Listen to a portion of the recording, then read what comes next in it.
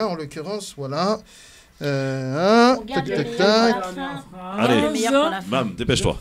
Ah, mais je suis obligé d'improviser, hein. Il y a 4 pages quand même, hein. Oui, allez, vas-y. Alors, allons-y. Merci beaucoup, Christophe. L'article du jour, en tout cas, le titre de la chronique, s'appelle « Les particules rudimentaires ».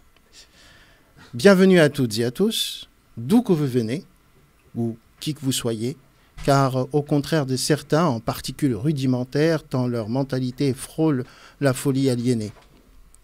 Ne vous inquiétez pas, le Michel Cloulbec, je vais me le faire menu.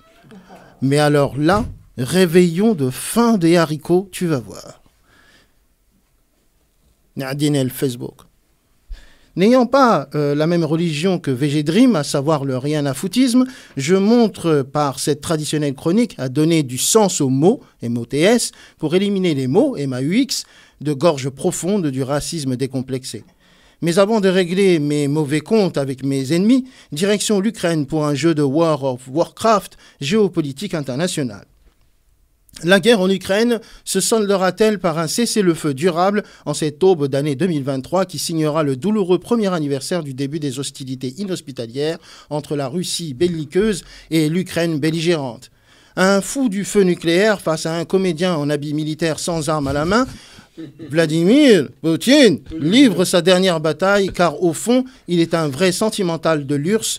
C'est une forme d'URSS mal léché, blessé dans son orgueil face à un acteur de série Z, à l'enfer du tourisme aux États-Unis, porte blindée de métal Torchman pour visiter une maison de retraite à l'heureux pensionnaire, l'EHPAD de la Maison Blanche, est reçu par G.I. Joe, Joli. Biden et son épouse.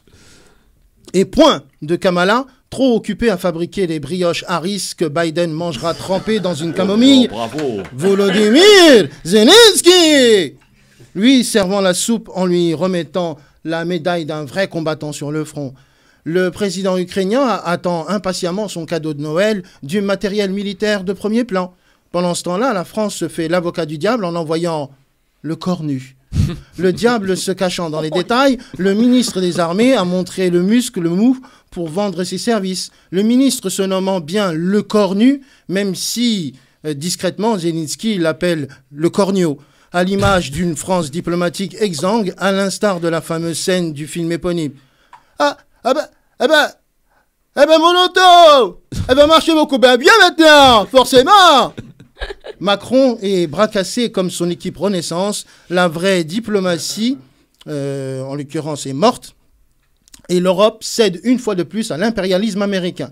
Mais espérons, c'est notre seule option avant la providence inespérée d'un saint vainqueur. Pendant ce temps-là, Erdogan avance ses pions comme la tête de Turc de l'Europe, car la tête turque de la terre... Lecture. Car la tête de Turc de l'Europe montre sa position de force, notamment autour du dossier syrien. Un conflit qu'on a une fois de plus oublié, mais qu'il faudra suivre de très très très près.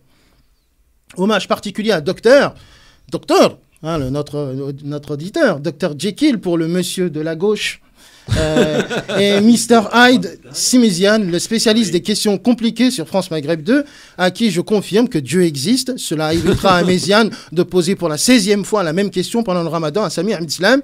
Mais bon, trêve de digression.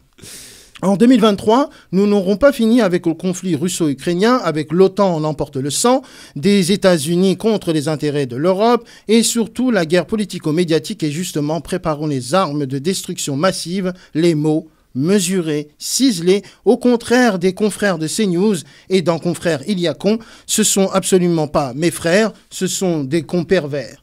Ouvrons le dossier d'acier qui m'exaspère au plus haut point. Le papy de l'info, bientôt 82 ans, est intervenu